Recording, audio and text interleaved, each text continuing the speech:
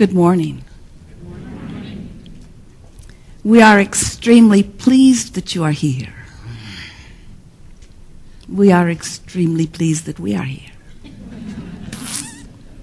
It is good to come together for the purpose of co-creating. Do you agree?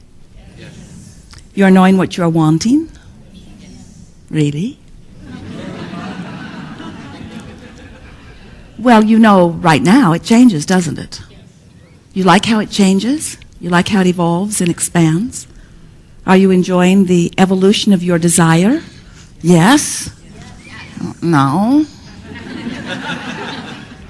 Well, desire expanding is wonderful when belief and expectation keep up with it. Because then the desire just calls you joyfully, like an adventure. But when you desire something that you don't believe, your desire feels like the culprit that is tearing you apart.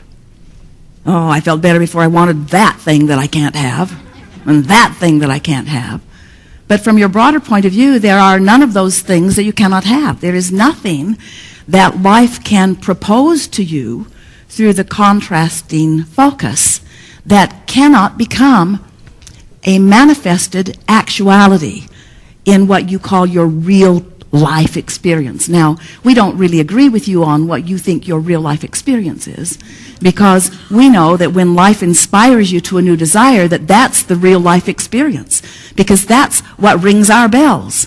When life causes you to want something different or more beyond what is, there is a vibrational version of it, which is where we dwell, which is thrilling to us. Because when we focus upon your furthest most expansion, there's no gap between your furthest most expansion and where we are.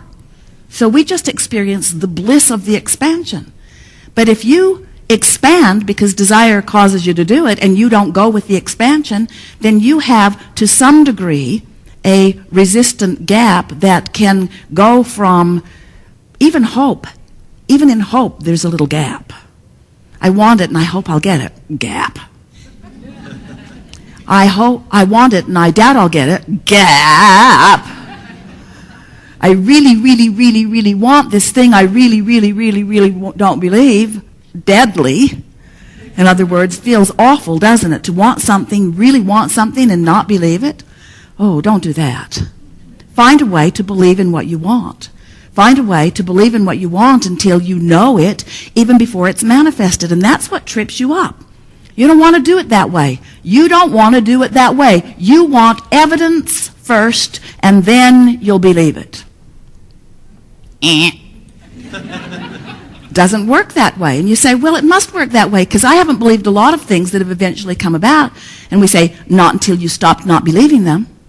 You might have been distracted from it. You might have stopped thinking about it. You might have focused on other things. You might have ceased the resistant energy and not known that you had ceased the resistant energy, but we promised you, you ceased the resistant energy before anything came about.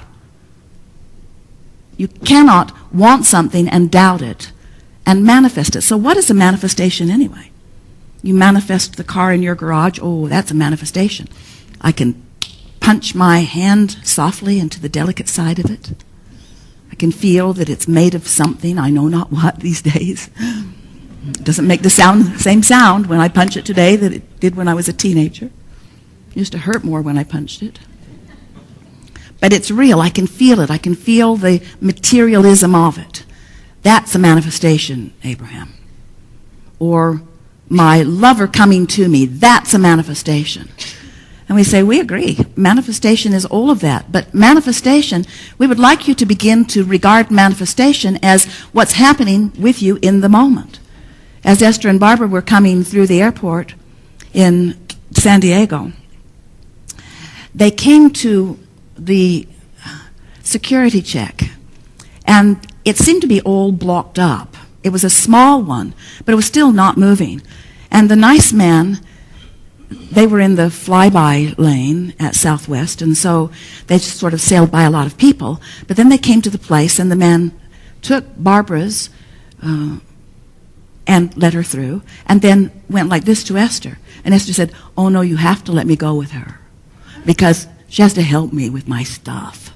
Because Esther has 14 things in her carry-on bag that all have to be taken out and inspected carefully because they are dangerous things.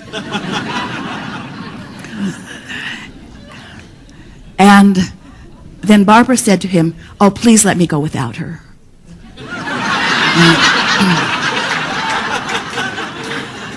And Esther said, "Oh, please don't let her go without me." And the man began to laugh, and he let Esther through.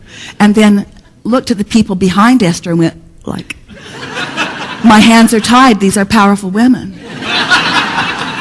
And now they are in the line that is not moving because, as the man told them, there was an eagle eye on the security camera, and she was checking for everything. And Esther thought, "Oh, that's wonderful."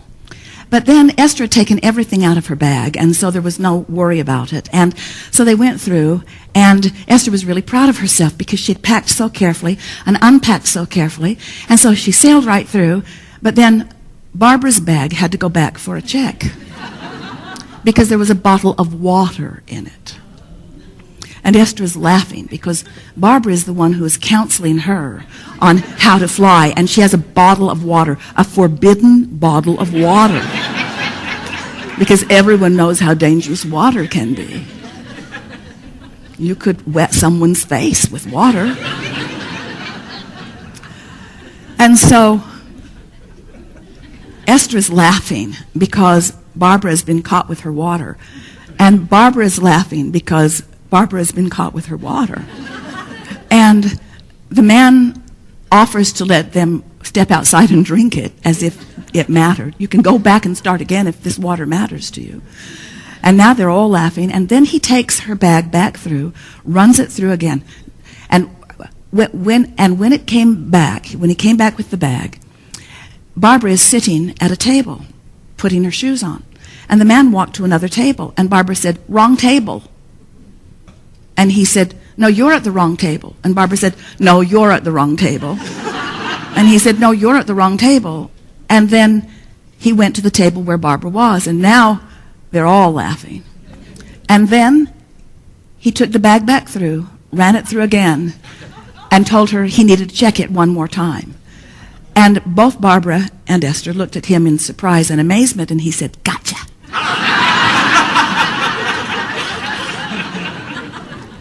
And as they moved on through, they couldn't stop laughing, and Esther couldn't stop noticing the amazing fun that they had had at a place that is usually no fun at all. In other words, that's a manifestation. It's a manifestation. What you're living in any moment is a manifestation.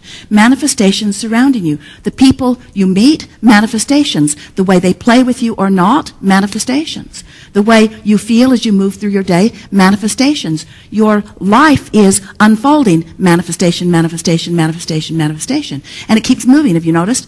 There it went again, there it went again, there it went again, there it went again, there it went again. So you have constant personal control over the manifestation of your moment.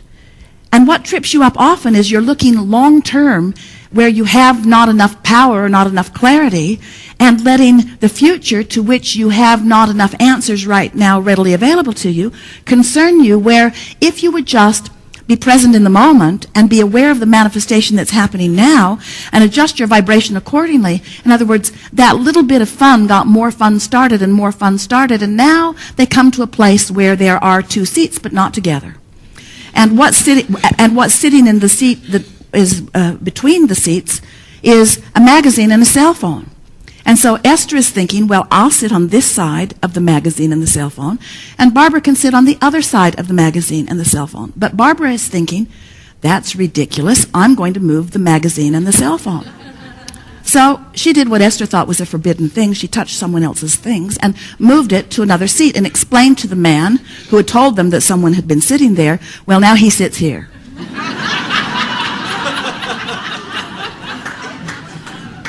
And then a great, big, gruff-looking man comes walking across from Starbucks, and Esther thinks, I'm going to the bathroom. I don't want any part of this.